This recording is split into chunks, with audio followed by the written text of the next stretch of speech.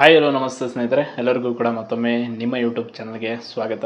ಹಾಗೆ ಯಾರು ನಿಮ್ಮ ಚಾನಲ್ಗೆ ಸಬ್ಸ್ಕ್ರೈಬ್ ಮಾಡಿಲ್ಲ ಸಬ್ಸ್ಕ್ರೈಬ್ ಮಾಡಿ ಅಂತ ಹೇಳ್ತಾ, KPSCಯ KAS ಎಕ್ಸಾಮ್ ಪೋಸ್ಟ್ಪೋನ್ ಬಗ್ಗೆ ಆ್ಯಂಡ್ CTA ರಿಸಲ್ಟ್ ಬಗ್ಗೆ ಸದ್ಯಕ್ಕೆ ಒಂದು ಅಪ್ಡೇಟ್ ಬಂದಿದೆ.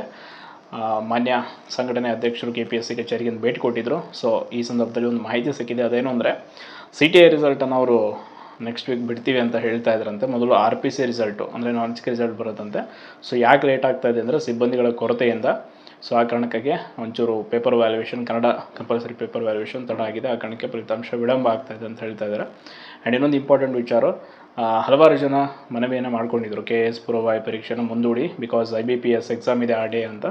ಹಲವಾರು ಪ್ರಭಾವಿ ವ್ಯಕ್ತಿಗಳು ಕೂಡ ಆ ಬಗ್ಗೆ ಮನವಿ ಮಾಡ್ಕೊಂಡಿದ್ರು.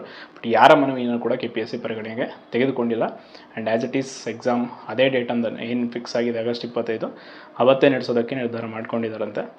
ಬಟ್ ಒಂದು ಬೇಜಾರು ಸಂಗತಿ ಅಂದರೆ 2 ಎಕ್ಸಾಮ್ಗೂ ಕೂಡ ಅಪ್ಲೈ ಮಾಡಿದವರು ಕೆಲವರು IBPS ಕೂಡ ಬರೀತಾ ಇರೋರಿಗೆ ಇದು ಸಮಸ್ಯೆ ಆಗುತ್ತೆ. ಬಟ್ ಏನು ಮಾಡೋಕ್ಕಾಗಲ್ಲ.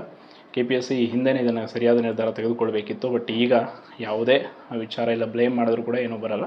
ಸೊ ಆ ಕಾರಣಕ್ಕಾಗಿ ಸದ್ಯ ಇರುವಂಥ ವಾಸ್ತವ ಸ್ಥಿತಿಯನ್ನು ನೀವು ಸ್ವೀಕಾರ ಮಾಡಿಕೊಂಡು ನಿಮ್ಮ ಪ್ರಿಪ್ರೇಷನನ್ನು ಆ್ಯಸ್ ಇಟ್ ಈಸ್ ಮುಂದುವರಿಸಬೇಕು.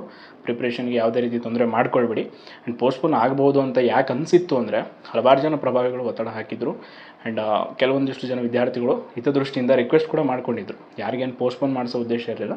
ಬಟ್ ರಿಕ್ವೆಸ್ಟ್ ಏನು, IBPS ಎಕ್ಸಾಮ್ ಕನ್ನಡದಲ್ಲೂ ಕೂಡ ಬರೆಯೋದಕ್ಕೆ ಅವಕಾಶ ಕೊಟ್ಟಿದ್ದಾರೆ. ಸೊ ಹಲವಾರು ಜನ ಆಸ್ಪಿರೆಂಟ್ಸು 2 ಪರೀಕ್ಷೆಯ ಮೇಲೂ ಕೂಡ ಕಾನ್ಸಂಟ್ರೇಟ್ ಮಾಡ್ತಾಯಿದ್ರು. ಅಂಥವ್ರಿಗೋಸ್ಕರ ಕೇಳಿದರು. ಬಟ್ ಏನು ಮಾಡೋಕ್ಕಾಗಲ್ಲ. ಸದ್ಯಕ್ಕೆ ಯಾರು ತಯಾರಿ ಮಾಡ್ಕೊತಿದ್ರೆ ಇನ್ನಷ್ಟು ತಯಾರಿಯನ್ನು ಬೇಗಗೊಳಿಸ್ಕೊಳ್ಳಿ. ಸೊ ಪರೀಕ್ಷೆಯ ಬಗ್ಗೆ ಸದ್ಯಕ್ಕೆ ಇಷ್ಟು ಒಂದು ಅಪ್ಡೇಟ್ ಸಿಕ್ಕಿದೆ.